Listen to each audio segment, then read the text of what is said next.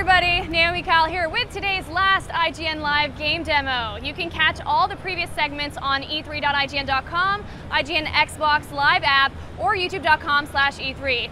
Right now, we have the next game from developer Naughty Dog. Join us now for The Last of Us. As I live and breathe, a whole bunch of people. Ashley, oh, hey! How you doing? Come on, Neil. And then Bruce, we're tethered, we can't get down. You guys are all behind the Naughty Dogs, behind The Last of Us. Ashley, you made the game, tell me about it. I made the game, I created it. Basically, I just am amazing, and you know. Yes. Wait a second, that's not right, no. Good job, Ashley. So you're Ellie in the game. I'm Ellie in the game. You guys made the game. But you Yes. also, I'm sure you did all the mocap, of course. There's other people involved. Yeah, but no. we have something to do with it. That Yeah. Kurt, the David Ballard, they don't know what they're doing. Don't worry Kurt's about on the it. other team. Yeah, Forget that guy. exactly. A bunch of deadbeats. All right. So really, Bruce, what is the game all about? The Last of Us is a game about Joel and Ellie. They're our protagonists who are making their way across a ravaged America. Got obliterated basically by a pandemic that hit 20 years ago. So basically in current time, shit hits the fan. Right. 20 years later, after nature's reclaiming the earth, Joel is paired up with Ellie as they're trying to make it across this world. Sure. Of course. Was that bleeped, by the way? I don't know, whatever. They got time to bleep anything they want. So then, Neil, what B-roll are the people seeing right now? What game you brought the single-player demo, stuff you debuted at the PlayStation press conference. Why did you want to choose this segment of the game to show people? I mean, we started by showing the trailer, introducing Joel and Ellie to the world, introducing kind of the threat, showing the infected to kind of get them out of the way, say this is the threat that exists in the world, this is what people have to deal with. And as Joel and Ellie go on this journey, they're going to find different factions that have different ways of dealing with the infected, different ways of dealing with lack of supplies. And with this demo, we want to show the hunters, these other group of survivors. Joel's very familiar with these kinds of people that will kill Joel and Ellie for 3 bullets and a bottle of alcohol. Sure. So what is the driving force? Why did, there's these quarantine areas, right, they're somewhat safe. Why did Joel and Ellie leave one of those? Can't get into story details just yet, but I could tell you that a dear friend of Joel's, as a dying wish, asked him to take care of Ellie, and Joel's trying to get Ellie from one quarantine zone to another. Okay. So then, Ashley, what do you bring to Ellie? Like, I mean, Nothing. Nothing? No. No. How did you get involved? Is it something you just read and you're like, oh, I want to do this? You're like, I need money. I want to do it. Well, my voiceover actor Becky, sitting over there, who's also my agent. She is the agent for Troy. Who's playing Joel. Troy Baker. Yes, Troy Baker. Final Fantasy fame. Yes. She sent me the sides and was like, hey, would you be interested in doing a video game? And I was like, of course. And then I auditioned for these guys, and I was hoping that they would choose me. And they did. Paid off. Well, here's the thing. I mean, we went through, there's a big audition process. We see a lot of people. 20 people at least for Ellie.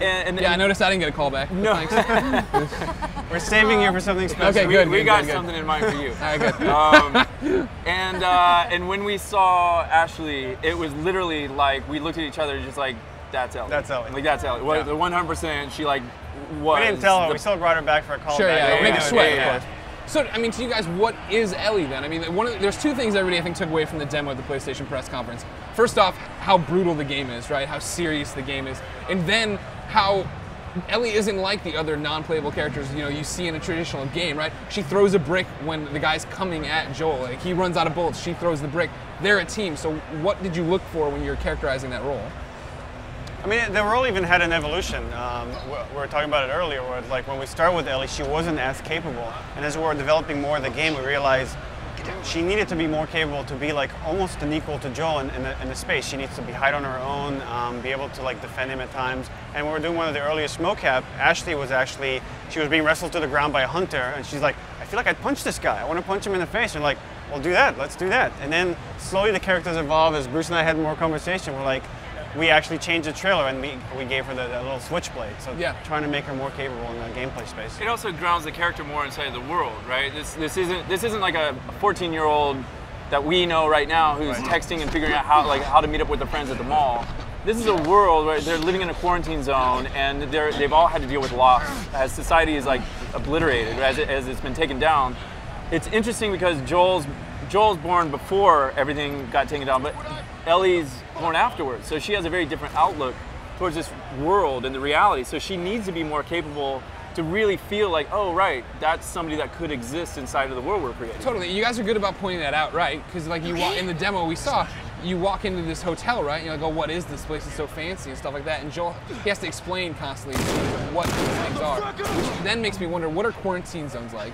Like, it's one of those things where if she's getting surprised by all these things left and right, are quarantine zones totally run down at this point? They're still run by the military, and everything's under martial law, so it's very oppressive. Any kind of rule breaking, if you steal something and you get caught, you're executed. There's constant checkpoints. If you get scanned and you're infected, you're executed. So it's that. So that's all she knows. That's all she grew up with. But she's seen people get executed. She's been into fights herself. Okay. So you guys, you know, were Uncharted 2 team. You broke off secretly. Nobody knew, and you went off and started working on The Last of Us. Stealth. What? Stealth. We went stealth. Oh yeah. So yeah, you put on your cloaking gear and disappeared. Uncharted was always such, you know, this pulp action adventure, right? Where Nathan Drake would break somebody's neck and smile at the camera and then run away. Like, was there concern about going in this direction? I mean, it's such heavy material from what everybody saw, you know, at the PlayStation conference. Dude's head slammed in, teeth go everywhere. The final thing with the shotgun blowing a guy's face apart. Was there like a concern? Were you ready for that? Were you ready to do something different? We're not really. It's not like we're concerned. It's not. It's just something that we felt like. Again, the tone that we're trying to set in this world, the reality.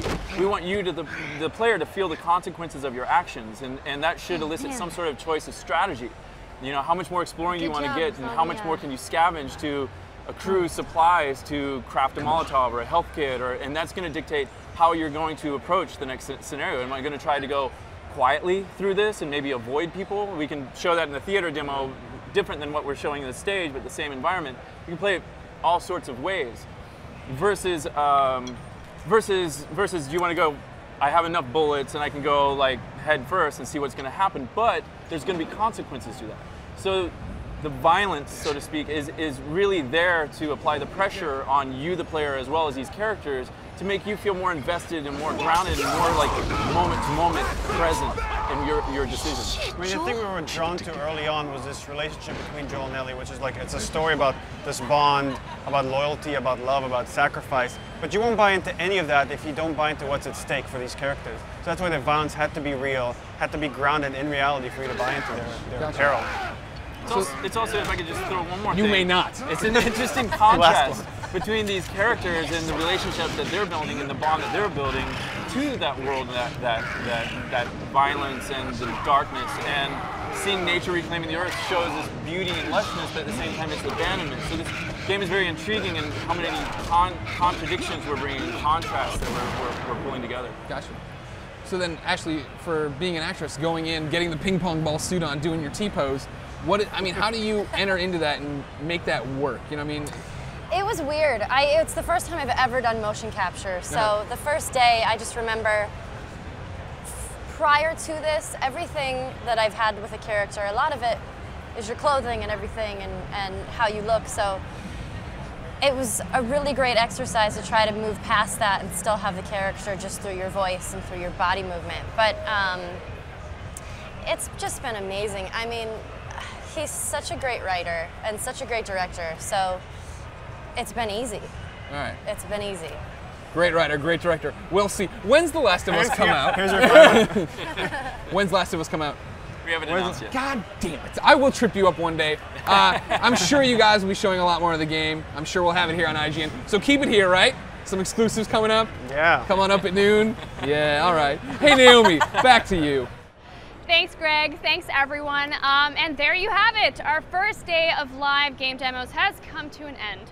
Thanks to all the developers who were on the show and the IGN editors who helped demo the games. However, you and I are far from done. We still have 2 full days of exclusive game demos coming up. Tomorrow we'll bring exciting games like Crysis 3, Transformers, The Amazing Spider-Man, and Borderlands 2. For the full schedule, check e3.ign.com or youtube.com/e3. And if you want to continue the conversation, leave a comment below, friend us on Facebook, or tweet at IGN with the hashtag E3. I'm Naomi Kyle, and we'll see you tomorrow.